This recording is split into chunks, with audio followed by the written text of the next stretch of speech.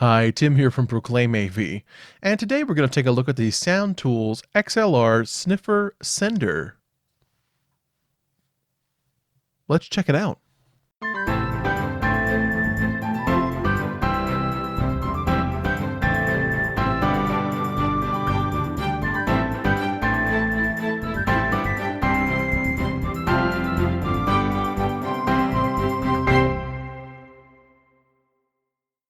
Okay, so we're here at the bench. It's a little easier to do testing things over here. So let's open this guy up. And I've had this for a bit, so I've opened and closed it a couple times. But it's got nice packaging. I'm pretty tickled. Good packaging is kind of an extra, I feel like. So there are two units here. There's the sender unit, and then there's the Sniffer unit. Now, this sticker comes separately. I've just stuck my Sniffer legend sticker to the Sniffer itself, because this legend with the different LED colors will tell you what is happening, and you just read the LEDs on the bottom. Okay, so that way I never lose the legend. That's kind of the important part, is to know what that means. So I just stuck it right on there. Awesome. Now, if I plug this into itself, then it will power on. And you can see the green LED on the bottom there. And then you've got three green LEDs here. You've got A, B, and C. And then as you compare them on the legend, you see here there's A, B, and C. And that means good. So everything is wired as it should be. So let's just try a couple different things. I've got my test cable here. Let's get that plugged into both ends of the test cable. And right away you can see something's wrong, because I have I have red, green, red. So let's go look at that. Oh, that means that I have a pin 1-3 swap. And so if you go look at my test cable, sure enough, I've got pins 1 and 3 swapped on the test cable. So that is a good way for you to see if someone has soldered one of your wires to the wrong pin on one end of your cable. So now that we've corrected it, we're back to green, green, green, which is good. Now, the other feature that this has is that it will show a short for cables.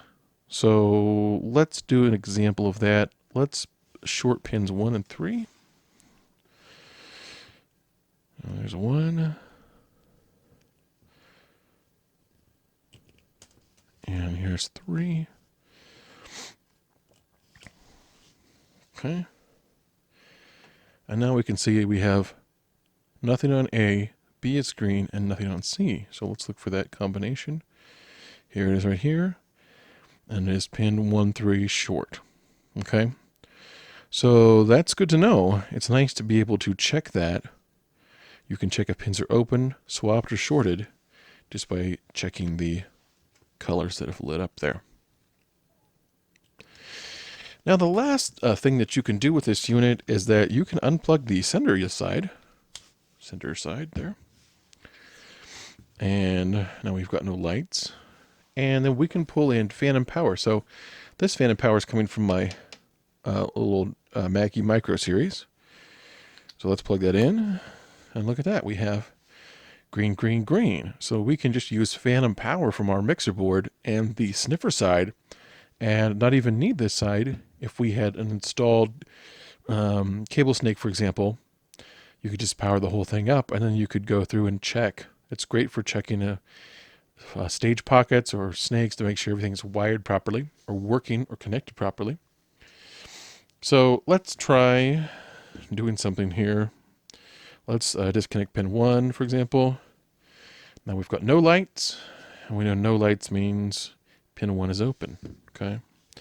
So it functions essentially in the exact same way that it would if you were using it with the sender side, just using phantom power from your mixing console. You can check and make sure, hey, all my cabling is good. And what you want to see, of course, is all greens on all of them. But then if something's wrong, you'll know right away when you plug it in, hey, something's wrong.